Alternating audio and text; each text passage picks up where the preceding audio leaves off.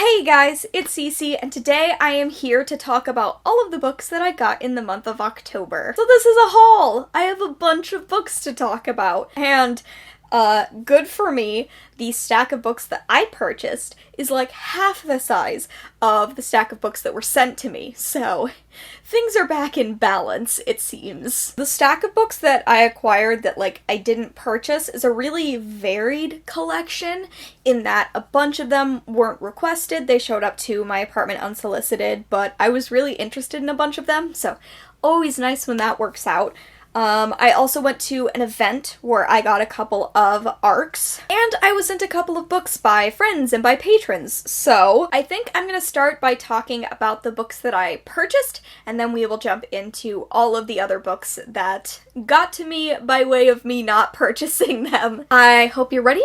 Let's go ahead and just jump into this October book haul. So, of course, I have to talk about a book that I pre-ordered in October, Ninth House by Leigh Bardugo. I pre-ordered this a few weeks prior to the Leigh Bardugo event that happened near me. Leigh Bardugo was in Seattle, so I went to her event and I pre-ordered this book from them. Really excited to read this. The pre-order also came with this cool, leather-ish bookmark, kind of? Why won't you focus?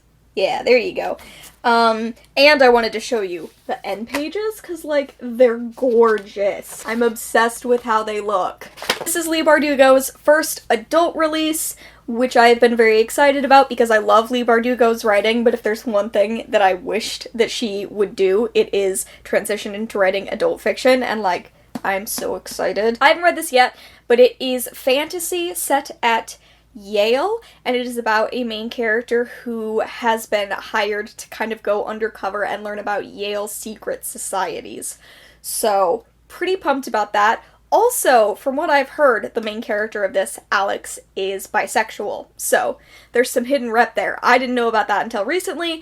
Hopefully, I've informed some of you. I also recently grabbed a copy of Giant Days Volume 3. This is by John Allison. Oh, I don't know these names anymore. I used to know the names of the people who create this. It's because they changed. John Allison, Max Sarin, and Whitney Kogar. Those are the names on the front. I have read volumes 1 and 2 of Giant Days. This is a slice of life comic about 3 girls their first year at college. One of the main girls, actually this main girl, is queer, and I really loved the first 2 volumes. And I've been working on reclaiming stuff that I felt was somewhat tainted by my previous relationship. So I've been trying to read stuff that I connected to that relationship so I can establish my own connection to it separately. And I was recently at a comics shop buying Funko Pops, and while I was there, I was like, you know what? This is the perfect time to work on reclaiming Giant Days. I can continue on with the series. I'm a little interested what the deal's going to be, considering this now has a different illustrator, because what I really liked about this was the art style, and it looks like it's going to be a little different just overall, but I'm still really eager to get into this. And the last bit of stuff that I purchased myself is 6 books that I grabbed at Half Price Books. I did a Half Price Books run while I was in Seattle, so I was at a different Half Price Books location, and they had a ton of amazing stuff. So a bunch of these I don't know that much about, just that I really wanted to read them. So I have Sugar Run. This is by Mesha Maren. I don't know a ton about this, except that it has been billed as darker adult fiction that's also queer, and it was released this year. Oh, and it's set in the 80s, in 1989. And it's set in West Virginia. Fuck yeah. This is a perfect book. I'm so hyped to read this. Also grabbed one of my most anticipated releases of 2019, Gingerbread by Helen Oyeyemi. This is one that I was really excited about. It was in my anticipated adult releases for the first half of the year, and this is inspired by the mysterious place that gingerbread holds in children's stories. That's kind of all I know about it. I know that Helen Oyeyemi has gotten in some trouble before for writing a book that had trans identity as a twist, so I'll absolutely be keeping an eye out for negative rep elements, but I really did want to give this book a read. I think it sounds fascinating, so it was there. I grabbed it. I also think it's got a gorgeous cover. I also found Hum If You Don't Know the Words by Bianca Marais.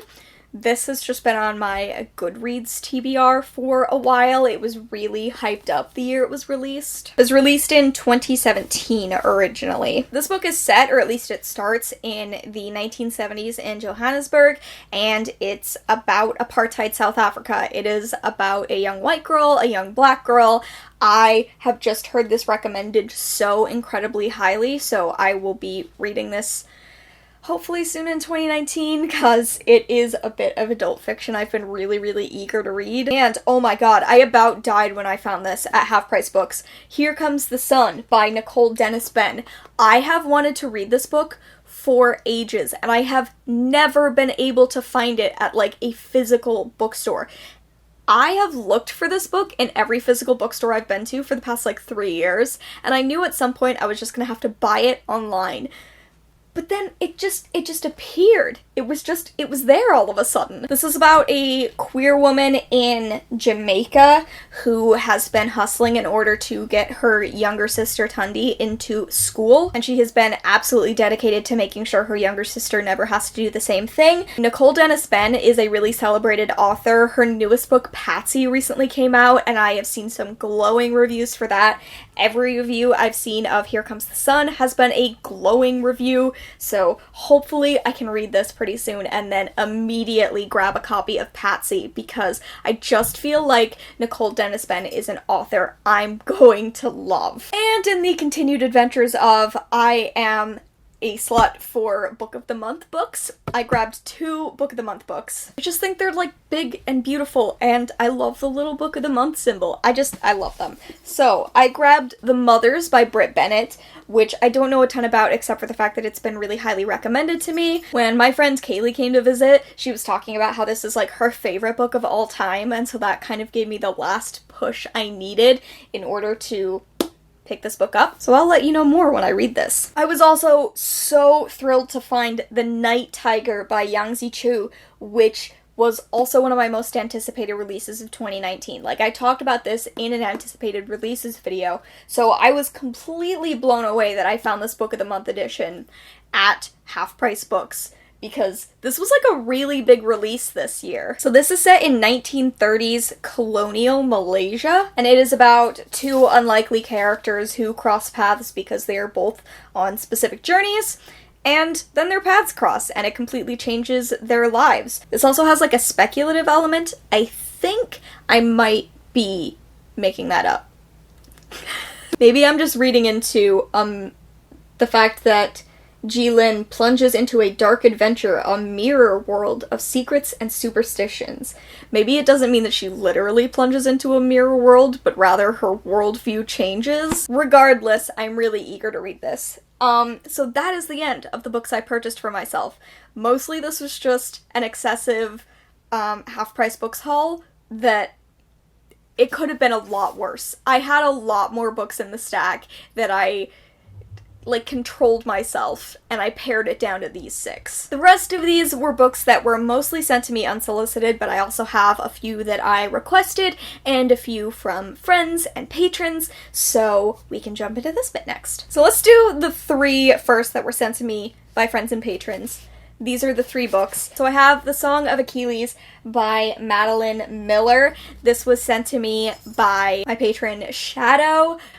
He has been hyping this book up for me and was really eager to send me a copy because I haven't read it yet. I know it probably seems a bit wild that my entire channel is dedicated to queer lit and I haven't read one of the most famous books that is queer, but it's here in my hands. I will hopefully be reading it soon.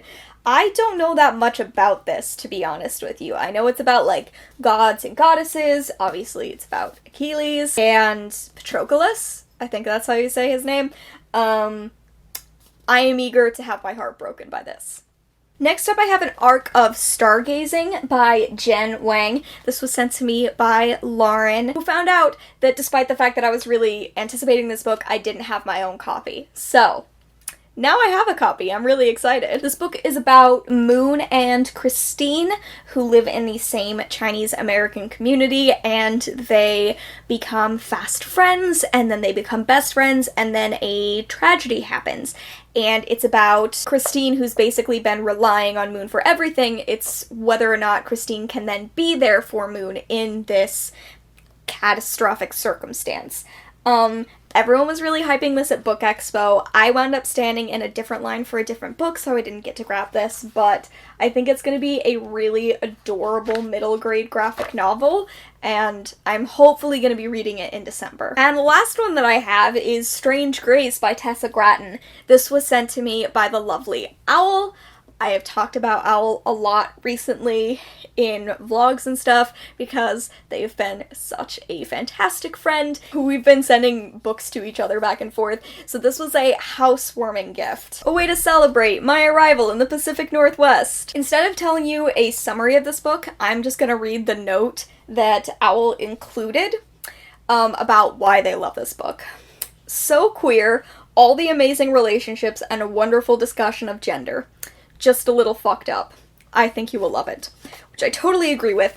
I'm also really excited because I know that this has a polyamorous relationship, which is super rare in YA, but I know that this is one of those YA books that doesn't get a ton of attention, but people who have read it are like, why doesn't this have all the attention? So I'll probably be joining that crew. I also have a couple of books that were sent to me in subscription boxes. So I have There Will Come a Darkness by Katy Rose Poole. This is a multiple POV YA fantasy. I had an arc of this, but then this came in a recent unplugged book box. So this is just the finished copy of the book. I'm excited to read it. I like multiple point of view YA fantasy, especially about like misfits who come together to form a family. It's my shit. I also got this gorgeous edition of The Haunting of Hill House by Shirley Jackson. This is a Penguin horror edition, and it was sent out in a recent Owl Crate box. I have not read The Haunting of Hill House, but the show is one of my favorite shows that's like ever been made, so I'm really excited to go back and kind of rediscover this classic horror novel. I've read some of Shirley Jackson's short fiction, and they all chill me to the bone, so I'm really eager to read this. I've also heard it's amazing. So that's good too. I have a couple of 2020 arcs that I received at the Penguin Teen Game Night that I was doing social media for. So we have A Phoenix First Must Burn. This is a collection of stories. It's an anthology edited by Patrice Caldwell. It is 16 stories of black girl magic, resistance, and hope, which sounds awesome. I have been really, really excited about this book ever since the cover was announced. This has some amazing names attached to it. Elizabeth Acevedo, Danielle Clayton, Charlotte Nicole Davis, L.L. McKinney, Rebecca Roanhorse, Evie's a Boy. So like there are some really cool names attached to this. Plus, Black Girl Magic. Yes. And this is being released in March of 2020. Also at Penguin Teen Game Night, I grabbed the other arc that was available, and that was The Best Laid Plans by Cameron Lund. This is being released in April of 2020, and it is about fake dating. That's all I know about it. I think it has a pretty cute cover. But yeah, that's ultimately all I know. So I have a few books that were sent to me unsolicited. I'll talk about those, and then I will wrap up with 2 books I was really excited to be sent. So Simon & Schuster sent me this adorable little care package of like middle grade graphic novels, which I thought was so cute. Each of these graphic novels came with a bookmark, which I thought was adorable, and it was just like a personal note from the rep that I communicate with at Simon & Schuster, saying that she thought I would enjoy these books. So I thought that was cute. There's To Dance. This is a special edition. This is a memoir by Siena, Cherson, Siegel, with artwork by Mark Siegel. I don't know anything about this, but it's a graphic novel, so I'm gonna read it. I love graphic novels, so I'm really eager to... I only knew about one of these graphic novels before it was sent to me, but now I'm eager to read all 4. There's also The Great White Shark Adventure, written by James A. Fraioli, illustrated by Joe St. Pierre. This looks cute. that's kind of all I gotta say. I also have Becoming RBG, Ruth Bader Ginsburg's Journey to Justice by Debbie Levy and Whitney Gardner. Ooh! Okay, so I've read one of Whitney Gardner's graphic novels. I read Fake Blood, and I really, really loved the illustrations in that, so I love Ruth Bader Ginsburg. How do you not? How do you not love Ruth Bader Ginsburg? So I am excited to learn more. And I'm really pumped that Whitney Gardner did the art for this. And then the only one of these graphic novels that I knew about beforehand is The OK Witch by Emma Steinkilner. This is a little middle grade novel about a young witch who's only okay at magic. Basically, it's about a 13-year-old who doesn't think witches are real, and then one day she manifests powers and learns a lot more about her family. I have been really excited to read this. It's been a very highly anticipated graphic novel of 2019 for me. I love witchy stuff, and I love middle grade graphic novels, so I was thrilled that this arrived in the little mailer package. I also have The Electric Air by Victoria Leigh. This is the sequel to The Fever King. The Fever King, found it, which was released earlier this year. This is being released March 17th of 2020. This is like a dystopian series with a queer main character. His name's Noam Alvaro, and he's the son of undocumented immigrants who kind of ends up working for the government as a way to learn more about how the government operates, and maybe he can kind of dismantle it from the inside. A lot of people really loved this book in 2018, so The Electric Air is the sequel, and it is chunky. I was not expecting this book to be as thick as it is, but it's a thick boy. So, The Electric Air arrived, and I'm pumped. Maybe I can binge both of these. I also have Julie C. Dow's newest book, Song of the Crimson Flower. This is already out. Yes, this was released on November 5th of 2019. I am tentatively interested in this. It is set in the same world as Julie C. Dow's Forest of a Thousand Lanterns duology, and it follows characters from that series, so you do have to read that duology, I believe, before you jump into this, if you don't want to be spoiled for the end of that duology. But I'm interested in this, possibly. I didn't really love Kingdom of the Blazing Phoenix, the second book in the duology. It kind of dimmed my appreciation for the first book, but I really want to give Julie C. Dow another chance. And I did really like Forest of a Thousand Lanterns, so we'll have to see. And these last three books that I'm going to talk about, I knew all of them were arriving. I got an email about each of them asking if I would like a copy, so first I have The Fowl Twins by Owen Colfer. This is the official spin-off to the Artemis Fowl series about Artemis Fowl's young twin brothers. This was sent to me by Disney Books because I was doing a promotion for them on Instagram.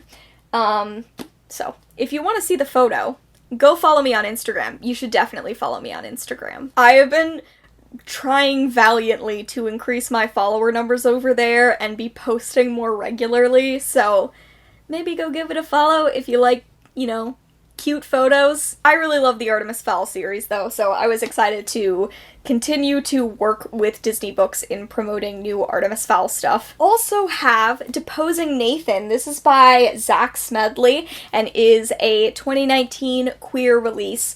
I was really, really excited. The author emailed me and asked if I wanted a copy of this. Clearly I did. And he even signed it. It's so sweet. So this is about a character named Nathan, goes by Nate, and he is this really traditional rule-following kid, and then he meets Cam, and him and Cam become best friends, but Cam is constantly enticing him to break the rules, to push the boundaries, until they reach a breaking point. It is a situation that was near fatal, where Nate ended up with a stab wound and Cam ended up in jail, and now Nate is being asked to give a statement under oath that could imprison his best friend. I have been really eager to read this. It is an own voices book with a queer guy protagonist, which I love. I love that we're seeing more and more of that in YA. Plus, I think this is just a really nice book. So if you're looking for more like morally complex queer guy books, I am really eager to read Deposing Nathan, and maybe you'll be eager to read it as well. And finally, speaking of queer books, which should really be, like, my catchphrase on this series. Speaking of queer books, that's how I should start every sentence. The last book I have to talk about is Criers War by Nina Varela. This was sent to me by the publicist because I worked with them and did the official cover reveal for this book early this year, so they sent me a finished copy of Criers War. It is such a gorgeous, gorgeous, gorgeous book that's, like, embossed. And look at these two girls reaching out to each other. It's so subtle and gay and lovely. This is YA fantasy, maybe with a bit of sci-fi, about a world where automatons have taken over. So these automatons kind of took over. They overthrew their human creators and now they're in charge. So this is about a girl she's a human servant, like rising through the ranks, and she wants to avenge her family by killing the ruler's daughter, Lady Crier. And then this is also about Lady Crier, who feels like she's just kind of a pawn in her father's games. So it's gonna be enemies to lovers, female-female romance. This has been so hyped this year. I feel like I didn't truly appreciate how intense the hype for this book was until the week it was released, and everyone on Twitter just, like, lost their minds. But I'm so happy to see that passion for a female book. Like, I'm so pumped about that. So I'm really, really grateful to Glasstown Entertainment for making sure that I got a copy. I know I will be reading it as soon as possible. And all of you, please continue to hype female releases. It makes me feel happy in my gay soul. But that is it. Those are all of the books that I acquired in the month of October. If you've already read any of these books, please let me know your thoughts down in the comments below. I would love to hear which books you think I should read first. And be sure to let me know your favorite book that you acquired in the month of October. I want to hear about some stuff you are excited about. Other than that, thank you all so much for watching. I hope you enjoyed, and I will see you in another video very soon. Bye!